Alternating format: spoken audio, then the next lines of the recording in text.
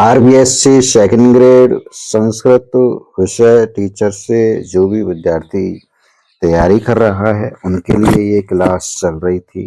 और आगे हम पढ़ रहे थे संधि प्रकरण। और इससे पहले हमने पढ़ा था आपका संज्ञा प्रकरण, और संज्ञा प्रकरण में से संबंधित हमने पूरी थ्योरी पढ़ ली थी। और जो भी विद्यार्थी, जो भी छात्र उस पिछली क्लासों को देख नहीं पाए, वो पिछली क्लासों को देख सकते हैं। और संज्ञा प्रकरण से संबंधित पूरी जानकारी वहाँ पर है। कुछ सूत्र भी वहाँ पर दिए गए हैं, तो उनका अध्ययन आप कर सकते हैं। इससे आगे टॉपिक है संधि प्रकरण।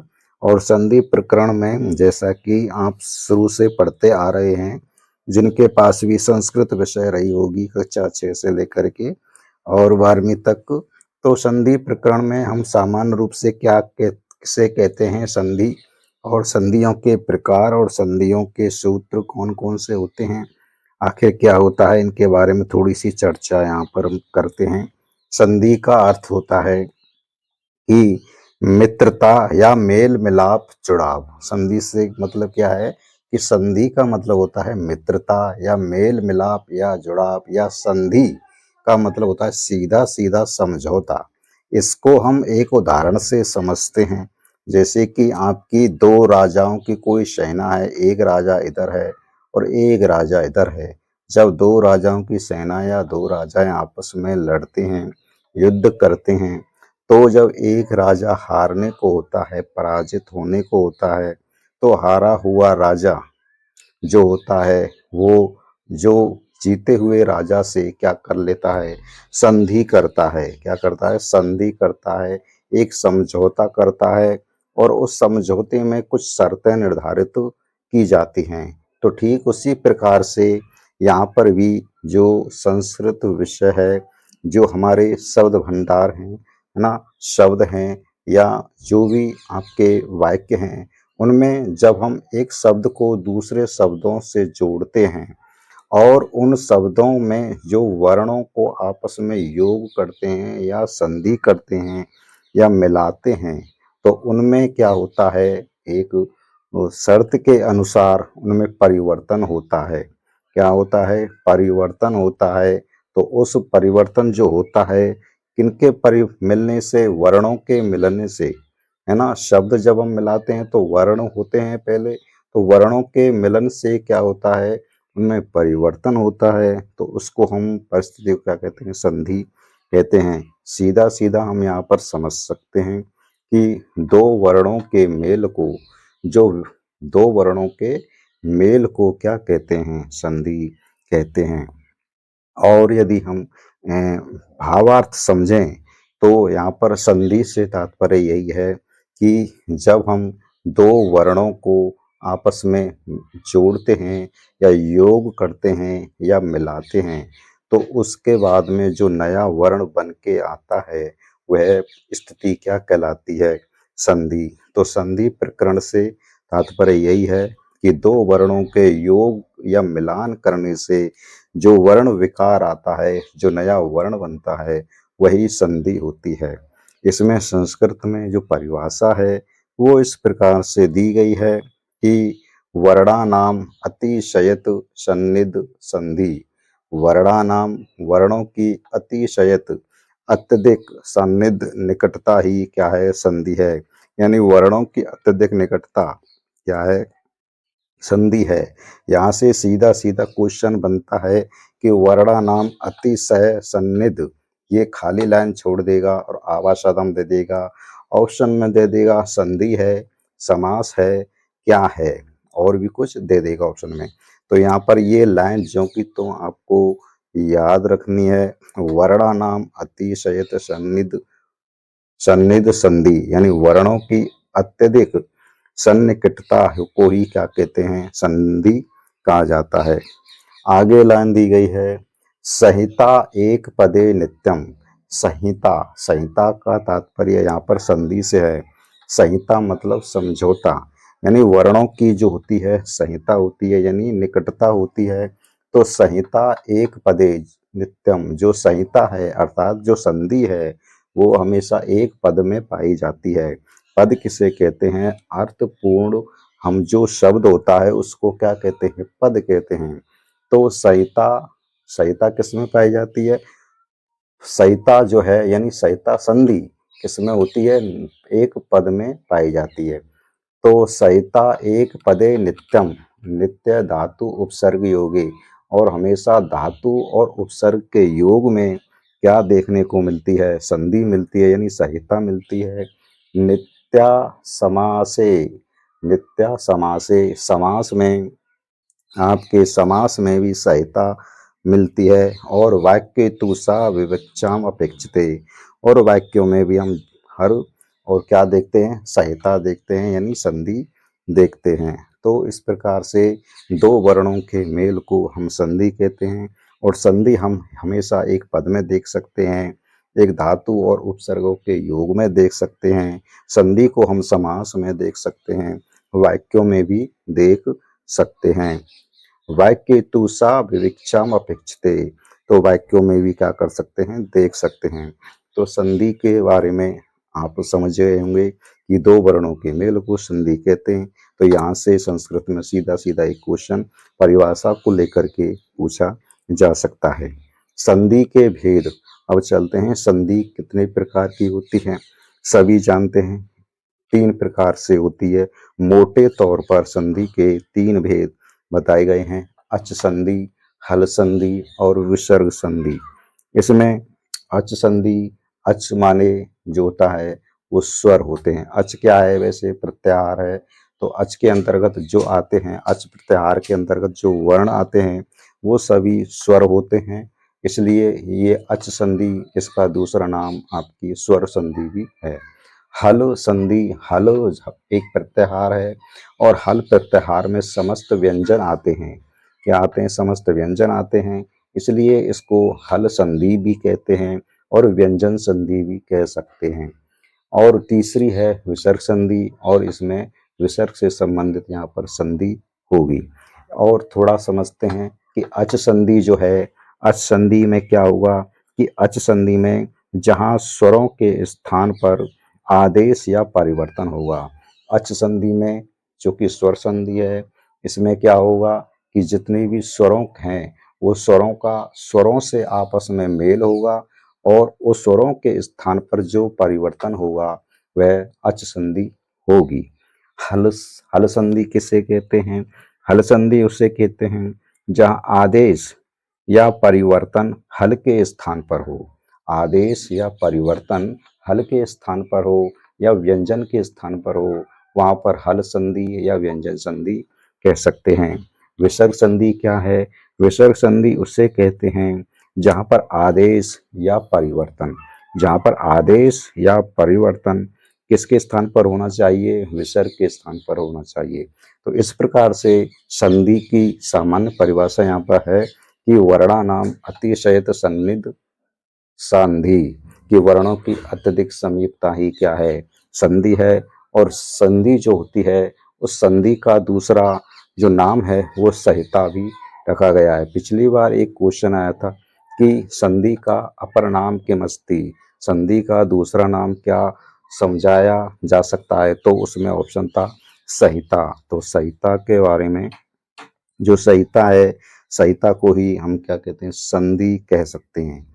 और संहिता एक पद में होती है और आपके धातु उपसर्ग योग में हो सकती है, नित्य समास में हो सकती है, वाक्य तु विविक्षाम अपेक्षते, और वाक्य में आपको देखी जा सकती है। तो इस प्रकार से यहाँ पर अच संधि हुई। अच संधि में जो होता है, क्या होता है? आपके स्वर के स्थान पर परिवर्तन होता है। हल संधि में आपके व्यंजन के स्थान पर परिवर्तन देखने को मिलेगा, और विसर्ग संधि में आपको विसर्ग के स्थान पर परिवर्तन देखने को मिलेगा। अब चलते हैं हम अच संधि की तरफ, और अच संधि में हम डिटेल से पढ़ते हैं।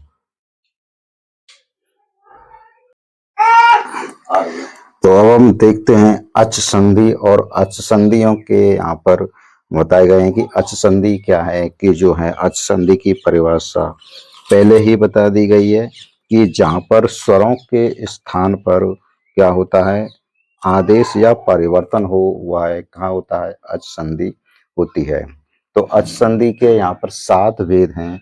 कुल कितने भेद हैं, 7 भेद हैं। पहला है यण संधि, दूसरा अयादि संधि, तीसरा है गुण संधि, चौथा है वृद्ध संधि और पांचवा है सवर्ण संधि, छठवीं है पूर्व संधि और सातवीं है पररूप संधि। और जो ये 2 संधियां हैं ऊपर की, यण संधि और अयादि संधि, इनकी एक खास विशेषता है, इनके पूर्व के एक वर्ण के स्थान पर क्या होता है, परिवर्तन होता है। जो यण संधि है, अयादि संधि है, इनके पूर्व के वर्ण पर केवल एक ही पूर्व का वर्ण होगा और एक ही वर्ण होगा, उसके स्थान पर क्या होता है, परिवर्तन होता है।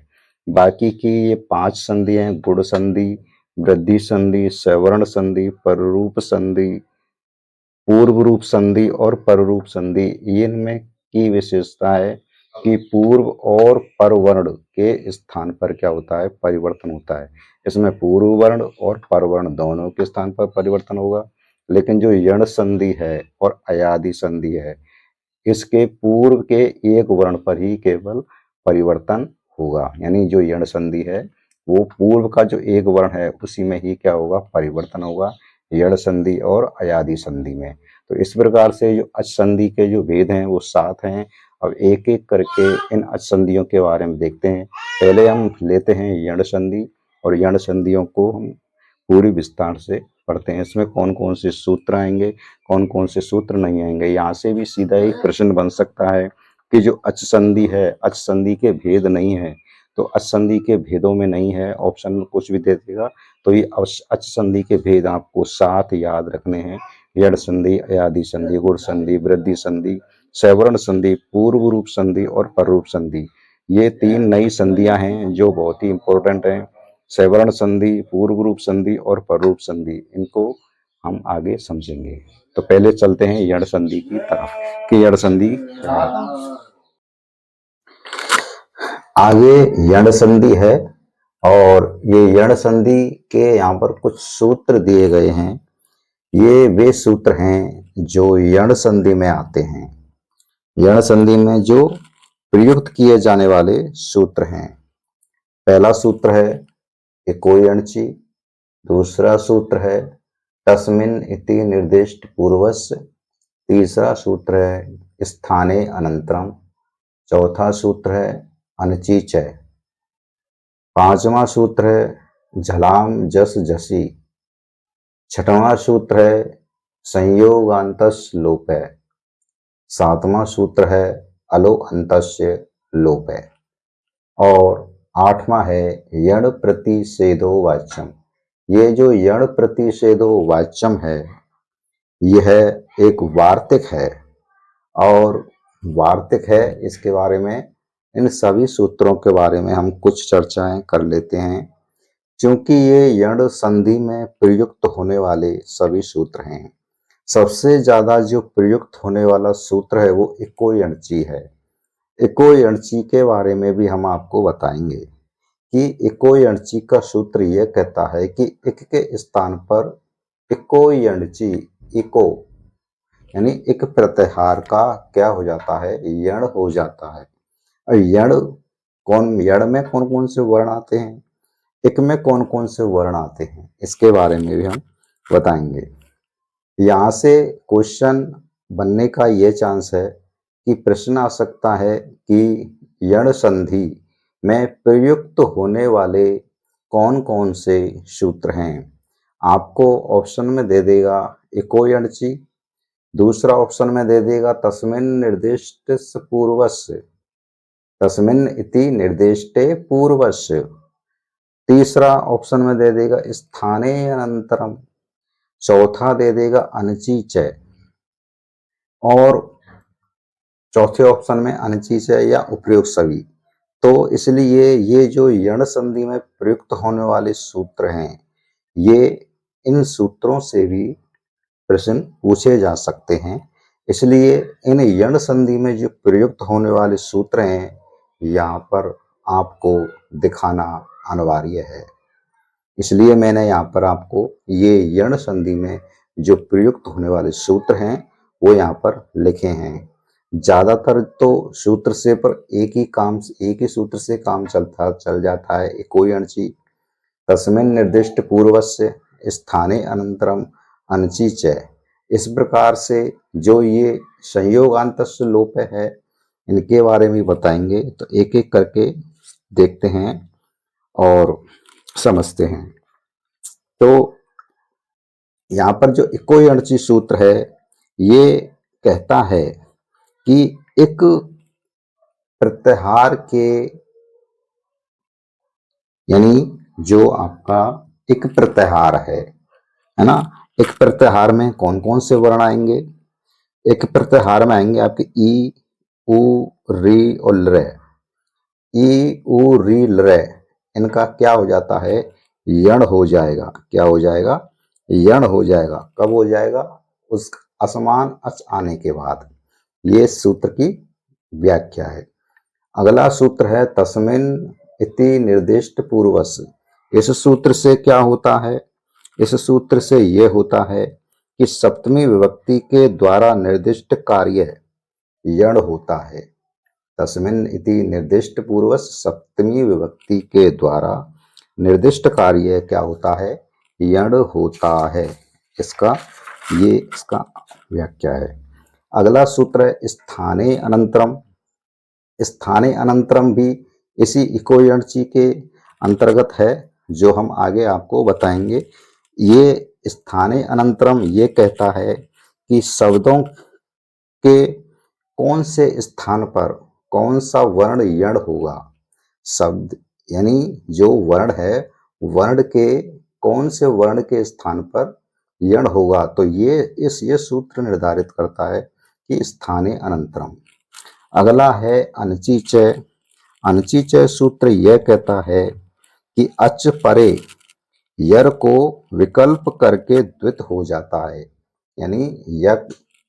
यानी आपका क्या है कि अच से परे यर को विकल्प करके द्वित हो जाता है, तो ये अनचिचय सूत्र से द्वित करना होता है। झलाम जस झसी सूत्र जो ये कहता है कि आपका जो झस प्रत्याहार है, झस प्रत्याहार परे होने पर झलों के स्थान पर जस हो जाता है। ये जसत्व संधि का सूत्र यहाँ पर लगेगा, इसको बाद में हम समझाएंगे। आगे है संयोगांतस्य लोप है। तो संयोगांतस्य लोप है ये कहता है कि जिस पद के अंत में संयोग हो उसका लोप हो जाता है। जिस पद के अंत में संयोग हो उसका क्या हो जाता है? लोप हो जाता है। अगला है अलो अंतस्य। अलो अंतस्य सूत्र जो होता है वो ये कहता है कि आपका कि संयोगांतस्य लोप है, अर्थात अलो अंतस्य सूत्र यह कहता है कि आपका जो षष्ठी विभक्ति निर्दिष्ट जिस योगांत पद के स्थान पर लोप आदेश प्राप्त होता है, उस पद के अंतिम अल वर्ण का क्या हो जाता है? लोप होता है। यानी अलो अंतस्य सूत्र यह कहता है कि इससे अल यानी अकार का क्या करना होता है? लोप होना होता है। और जो यण संधि में प्रयुक्त होने वाला जो अंतिम जो यह सूत्र है वो है यण प्रतिषेधो वाच्य। ये यण प्रतिषेधो वाच्य क्या है? वार्तिक है। क्वेश्चन यहाँ से सीधा पूछा जा सकता है कि यण संधि का वार्तिक सूत्र कौन सा है? तो ऑप्शन में दे देगा इको यणची। ज्यादातर लोग यण संधि से संबंधित इसी को करके आएंगे, लेकिन वो पूछेगा वार्तिक है, तो आपको क्या करना है? यण प्रतिषेधो वाच्यम। यण प्रतिषेधो वाच्य यण संधि का क्या है? वार्तिक है। और यण प्रतिषेधो वाच्य जो है वो ये कहता है कि यह वार्तिक संयोगांतस्य लोप है। इसके 20 सूत्र हैं। तो यहाँ पर सिर्फ इतना ही समझना है कि जो यण संधि है, इस यण संधि में प्रयुक्त होने वाले ये सूत्र हैं इको यणची तस्मिन् निर्दिष्ट पूर्वस। इसमें षष्ठवी विभक्ति द्वारा यण का विधान किया गया है। स्थाने अनंतरम, इस सूत्र से किस किस वर्ण के स्थान पर कौन सा यण होगा वो ये सूत्र निर्धारित करता है। अनचि च सूत्र। अनचीचय सूत्र क्या कहता है? आपका जो है अनचीचय सूत्र यह कहता है कि जो आपके अच से परे यर को विकल्प करके द्वित हो जाता है। जो यर है यानी यकार है, यर को क्या होता है? द्वित हो जाता है। झलाम जस जसी, ये जसत्व संधि यहाँ पर इंगित होती है, लेकिन इसका जो है झल प्रत्याहार परे होने पर उसका क्या हो जाता है? जस हो जाता है। ऐसा इसमें सूत्र का व्याख्या है। संयोगांत श्लोप है। संयोगांत श्लोप सूत्र यह कहता है कि जिस पद के अंत में संयोग हो उसका क्या होता है? लोप होता है। संयोग हो उसका क्या होता है? लोप होता है। अलो अंतस्य अकार का लोप होता है। और यण प्रतिषेधे वाच्यम, तो यण प्रतिषेधे वाच्यम अंत में ये क्या कहता है? यह एक क्या है? वार्तिक है। क्या है? वार्तिक है। तो अब हम यण संधि को और डिटेल से पढ़ते हैं। तो ये मैंने सूत्र इसलिए आपको दिए हैं कि यदि क्वेश्चन बनता है कि यण संधि में कौन कौन से सूत्र प्रयुक्त विधान किए गए हैं, तो ये जो हैं 8 सूत्र हैं, ये आपका वार्तिक है। 7 सूत्र हैं जो यण संधि में प्रयुक्त होते हैं। तो अब हम एक एक करके इनको देखते हैं।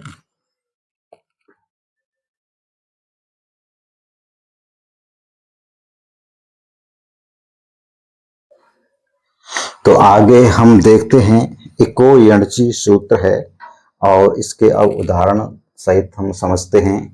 इको यणची सूत्र जो है वो यण संधि का क्या है? सूत्र है। इसका मतलब है इको यणची का यहाँ पर दिया गया है कि एक जो प्रत्याहार है, एक प्रत्याहार के अंतर्गत कौन कौन से वर्ण आते हैं। एक प्रत्याहार के अंतर्गत जो वर्ण आएंगे ई, उ, री और लृ, यानी छोटी ई, ह्रस्व ई और दीर्घ ई, ह्रस्व उकार और दीर्घ उकार, ह्रस्व ऋषि और दीर्घ ऋषि और लृ वर्ण, ये आपके एक प्रत्याहार में आते हैं। तो इसमें सूत्र में लिखा है कि इको, इको यण और यण, इको यण ची, यानी एक का यण हो जाएगा। यण में कौन कौन से आएंगे? या, वा, रा, ला। कब? अब किस किस वर्ण का क्या क्या होगा?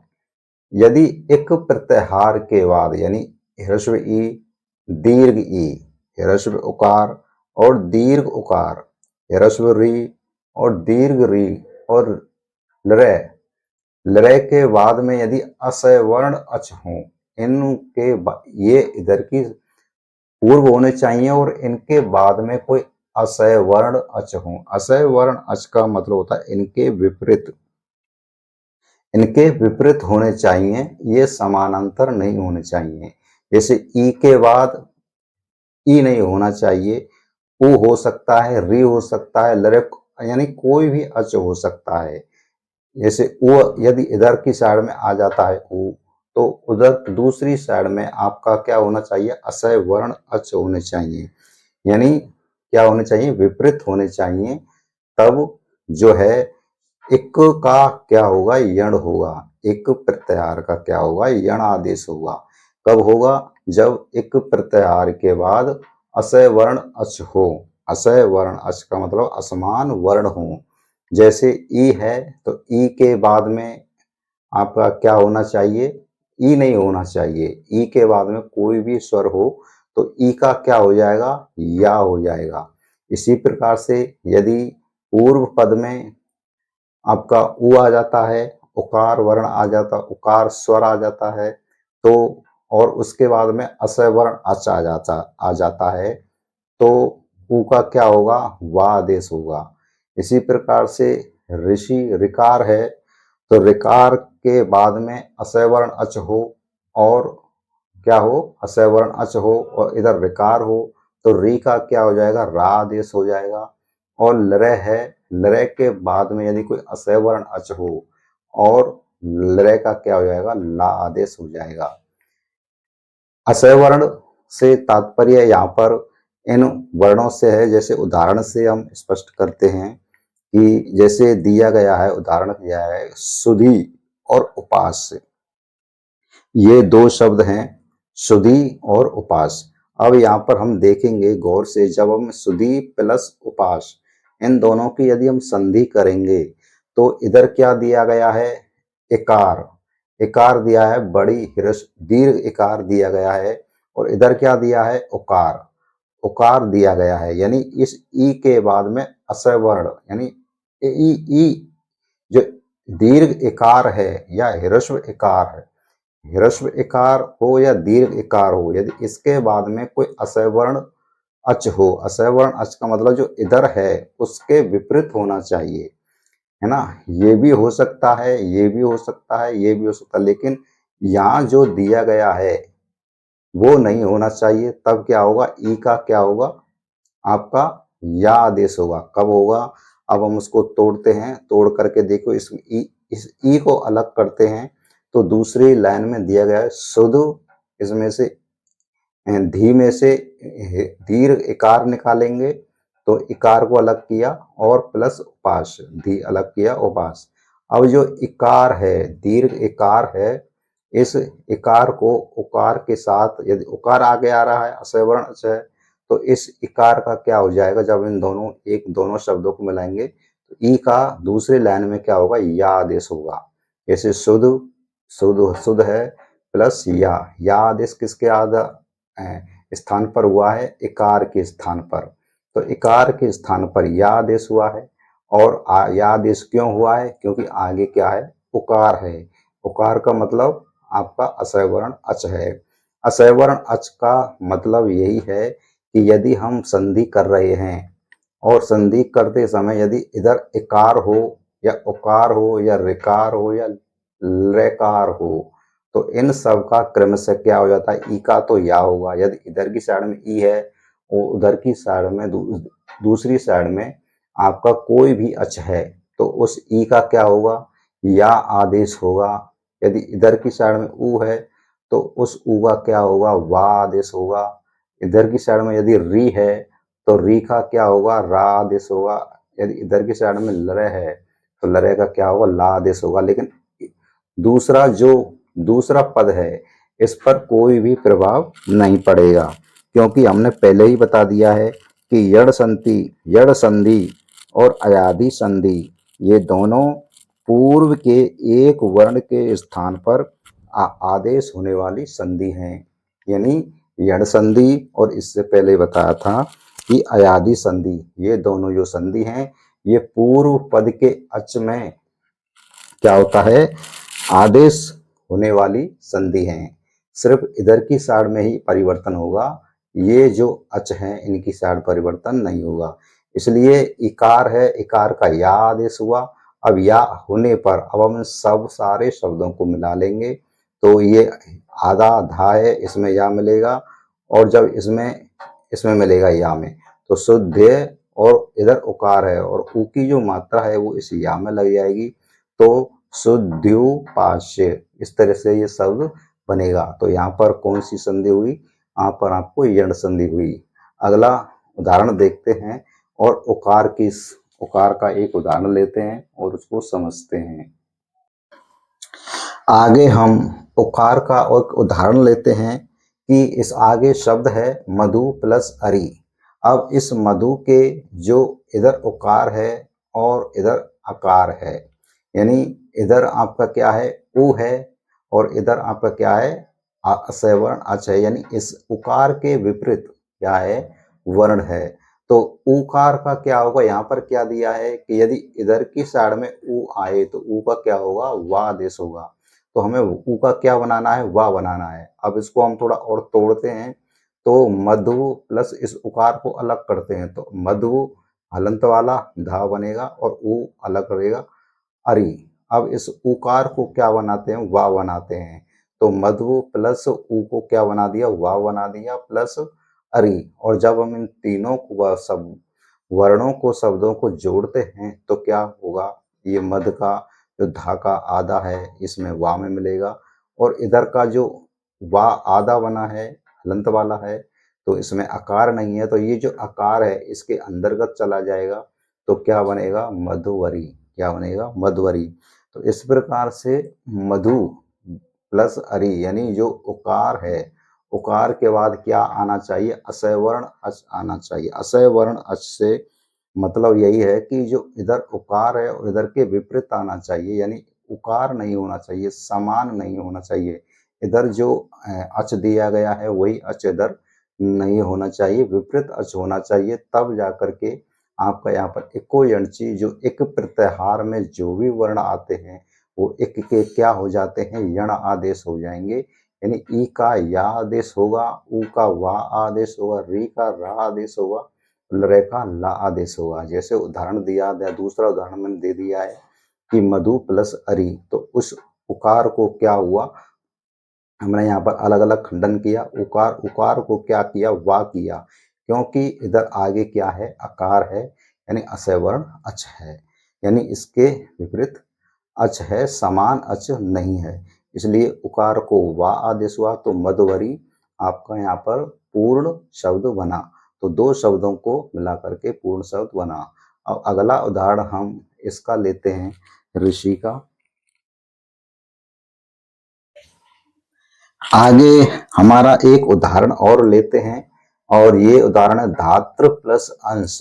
अब धात्र एक शब्द है और अंश दूसरा शब्द है। अब इन दोनों शब्दों को हम जब संधि करते हैं, जब जोड़ेंगे, तो इधर की साइड में हम देखेंगे, जो आपका पूर्व पद में देखेंगे कि जो आपका त्रय है, त्रय में क्या है, आपका ये वाला ऋषि है, इसमें त्रय में ये वाला ऋषि है। तो कोई अंश सूत्र क्या कहता है कि एक के स्थान पर यण, यानी ई के स्थान पर या, उ के स्थान पर वा, और री के स्थान पर रा आदेश होगा। यानी इधर आपका क्या आया है, री आया है, क्या आया, इधर हम खंडित कर अलग अलग इनको तोड़ करके यदि हम अलग अलग करें, विस्तार करें, तो धातु प्लस ऋषि री आएगा, और री प्लस अंश, तो इस री का क्या होगा, यहाँ पर दिया गया है री का रा आदेश होगा, है ना। री का क्या होगा, रा आदेश होगा, क्योंकि आगे क्या है, असवर्ण अच है, तो री का रा आदेश होगा। तो दूसरी लाइन में हमने धात प्लस रा, री का क्या आदेश हुआ, रा आदेश हुआ, और इधर जो है वो अंश है, उसका परिवर्तन नहीं होगा, इस अच का परिवर्तन नहीं होगा। हमें पहले ही पढ़ चुके हैं कि यण संधि और अयादि संधि का, संधियों में जो पूर्व के एक वर्ण के स्थान पर क्या होता है, आदेश होता है बस। तो री के स्थान पर रा आदेश हुआ। अब हम इन तीनों को क्या है, जोड़ देंगे, तो जो रा है, इस आधा जो तय वर्ण है, तकार वर्ण है, इसमें चला जाएगा, तो क्या बन जाएगा, त्रा, और जो अंश है ये आ यहाँ पर आ जाएगा, तो क्या होगा आपका, धात्रांश नहीं होगा, इसमें क्या होगा, धात्रांश होगा, क्योंकि ह्रस्व आ इस इधर दीर्घाकार आ गया है, तो यहाँ पर ये अंश होगा इस तरह से, तो अंश होगा धात्र अंश। तो सही शब्द क्या होगा, धात्रंश होगा, क्या होगा, धात्रंश होगा। तो धात्रांश होगा, क्योंकि यदि इधर दीर्घ आकार होता तो धात्रांश होता, इसलिए यहाँ पर धात प्लस रा प्लस अंश, तो धात्रांश इसका पूर्ण रूप बनेगा। तो दो शब्दों को मिला करके ये जो संधि हो रही है, ये कौन सी संधि है, यहाँ पर यड संधि है। इसी प्रकार से लरय वर्ण है, और लरय वर्ण का एक उदाहरण मैं आपको देता हूँ, एक ही है, ज्यादा उदाहरण भी नहीं है। और तो आगे जो है उदाहरण दिया है लरय वर्ण का, इसमें लरय प्लस आकृति, आपको इनको संधि करनी है, और इनको संधि करते समय क्या है, इको यणची सूत्र है। इको यणची सूत्र क्या कहता है, हमें लरय के बाद लरय, यदि पूर्व पद में लरय आ रहा है, इधर आपका असवर्ण अच आ रहा है, यानी इसके विपरीत अच आ रहा है, तो लरय का क्या हो जाएगा, ला वर्ण हो जाएगा, क्या होगा, ला आदेश होगा। तो ला, लरय का ला किया, और ला के बाद आकृति, अब इन दोनों का योग करते हैं, तो ला कृति, ये आपका पूर्ण रूप बना। यदि इसकी संधि विच्छेद करेंगे तो आपका लरय प्लस आकृति। उल्टा सीधा प्रश्न कैसे से किसी भी तरह की से पूछा जा सकता है। तो ये थी इको यणची सूत्र और यण संधि के बारे में। यण संधि के बारे में एक बार फिर देख लेते हैं कि जो आपके इको यणसी सूत्र, एक प्रत्याहार के एक प्रत्याहार का क्या हो जाता है, यण आदेश हो जाता है। इको यणसी सूत्र क्या कहता है, एक प्रत्याहार का यण आदेश हो जाता है। कब, अची यानी आपका असय वर्ण अच परे होने पर। यानी एक प्रत्याहार में कौन कौन से वर्ण आते हैं, ये हमें याद करना है कि एक प्रत्याहार में ई उ री लरे ये वर्ण आएंगे, और इनके बाद में यदि कोई असय वर्ण अच आता है तो इन एक प्रत्याहार का क्रमशः ई का या, उ का वा, री का रा, लरे का ला आदेश हो जाता है। और हम यहाँ पर तो इस तरह से ये जो है यड़ संधि हम यहाँ पर हमारी पूर्ण होती है। एक बार फिर रिवाइंड देख लेते हैं, रिवीजन कर लेते हैं कि इको यणसी सूत्र यह कहता है कि एक प्रत्याहार का यण आदेश हो जाता है। कब हो जाता है, अची परे होने पर, यानी असय वर्ण अच परे होने पर। यानी एक प्रत्याहार में कौन कौन से वर्ण आते हैं, ई उ री लरे ये आते हैं, और इसका इक का यण आदेश होगा। ई के स्थान पर या, उ के स्थान पर वा, और री के स्थान पर रा, और लरे के स्थान पर ला आदेश होगा। कब, जब असय वर्ण अच हो। इसके उदाहरण हमने पढ़ लिए थे, और उदाहरण यहाँ पर हमने चारों के एक बार फिर दे दिए हैं। सुधी प्लस उकाश, सुधी में इधर इकार है, इधर उकार है, और तो इस इकार का क्या होगा, आपका इकार का या आदेश होगा, तो शुद्ध्योपास यहाँ पर पूर्ण रूप बनेगा। इसी प्रकार से मधु प्लस अरि, इधर उकार है, यानी उकार है, उ के स्थान पर क्या आदेश होगा, वा आदेश होगा, तो मधुवरी होगा। शब्द पूर्ण रूप क्या बनेगा, मधुवरी। इसी प्रकार से धात्र प्लस अंश है, तो धात्र त्रय ऋषि आ रहा है ऐसे साइड में, तो ऋषि के री के स्थान पर क्या आदेश होगा, रा आदेश होगा, तो धात्रंश बनेगा। इसी प्रकार से लरय प्लस आकृति है, तो लरय, लरय के स्थान पर इसमें क्या दिया, लरय के स्थान पर ला आदेश होगा, तो यहाँ पर पूर्ण रूप क्या बनेगा, लाकृति बनेगा। उम्मीद करता हूँ आपको ये यण संधि जो है बहुत ही अच्छे से समझ में आ गई होगी, और इससे पहले जो यण संधि के सूत्र दिए हैं वो भी आपको अच्छी तरह से समझ में आ गए होंगे। तो ये इको यणसी यण संधि यहाँ पर समाप्त होती है। अगली संधि के बारे में हम पढ़ेंगे और अगली क्लास में फिर से लेकर के आएंगे, और तब तक के लिए आप इस वीडियो को यदि पहली बार कोई देख रहा है तो आप इसको लाइक करें और चैनल को सब्सक्राइब करें।